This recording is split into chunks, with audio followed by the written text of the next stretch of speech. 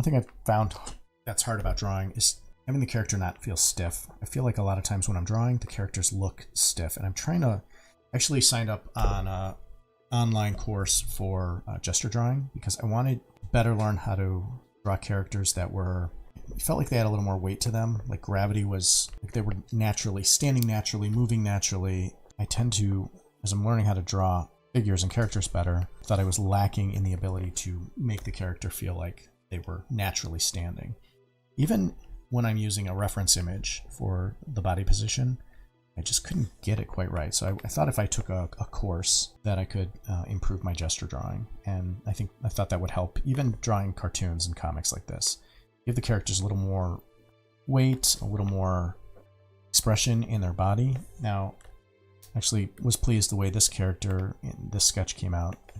So I actually found an image of a guy, I searched on Google, guy raising his arms up in the air screaming, and I got an image of this guy, which then I used as the model for getting this pose down and just applying the captain character to it.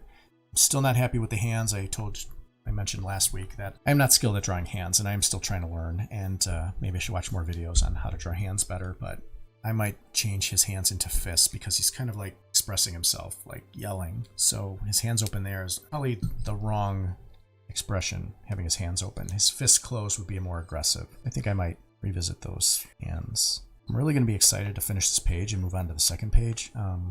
Again, because I started this one a long time ago, and I'm just getting back into drawing on the wrong layer. One way that I select a layer is if you select the move tool and you click on the layer, it should activate the layer that you touch. That's good sometimes and it's bad sometimes. Sometimes you accidentally activate a layer that you didn't mean to activate, and sometimes you move something by accident that you didn't mean to move. But in this case, it's a good way because when I have this many layers, and I don't think you can't see my layers on the side.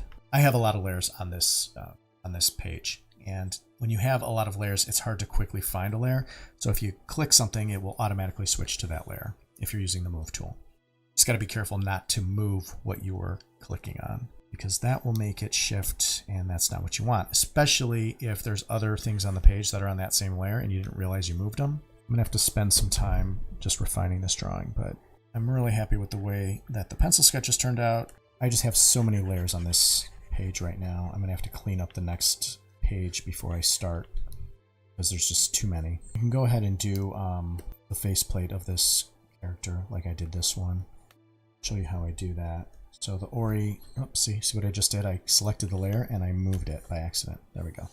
But the way I do this is I will do a marquee on the helmet here like this. I'll just outline it. I'm using the marquee, highlight that area. The Ori, now the Ori lines are the top layer, and right below it is the gray layer.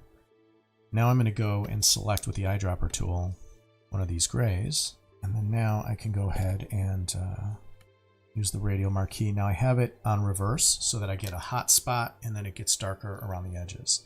You uncheck that, the gradient will be in the middle and it'll get lighter as you go out, but I want the opposite of that, so it creates like a shine, and then I just test it and see what it looks like. So it gives me the hot spot here where the light hits, and then it gets darker around the edges.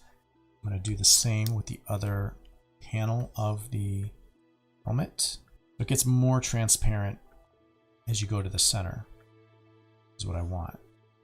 Now on this side, because they're two, there's like a line in the middle and there's like two separate lenses, I'm going to do the same thing, pick a hot spot, drag. Now the further I drag this line, the more stretched out it'll become. If I keep the line here, the hot spot will be much smaller. So I want it, and I test and I undo if it's not right. Now here, if you see this, it looks like, let me put some white behind that. You can kind of see it. All right, so this makes it a little cleaner. All right, see, that's pretty good. But what I don't like is the hot spot here does not match the location here. I think it should be a little higher up, so we're going to redo that one. And because I can't simply undo it, I just have to go in and erase it. So I'm just going to do the marquee tool again. I'm going to hit delete, and then I'm going to do the gradient tool again. I'm going to select here and drag, and what I did, I actually forgot to switch it back to gray. So I'm going to select here and drag, and that's a little better, but not quite. I'm going to undo that right about here and drag down. That's okay. I like that. So deselect, turn the marquee off, and yeah, so that's what we're drawing tonight. Thanks for watching this edited clip from my latest live stream. I stream Sunday nights at 9 p.m. Central. Go ahead and click the subscribe button and notification bell to get notified when I go live. Thanks for watching, and I'll see you next time.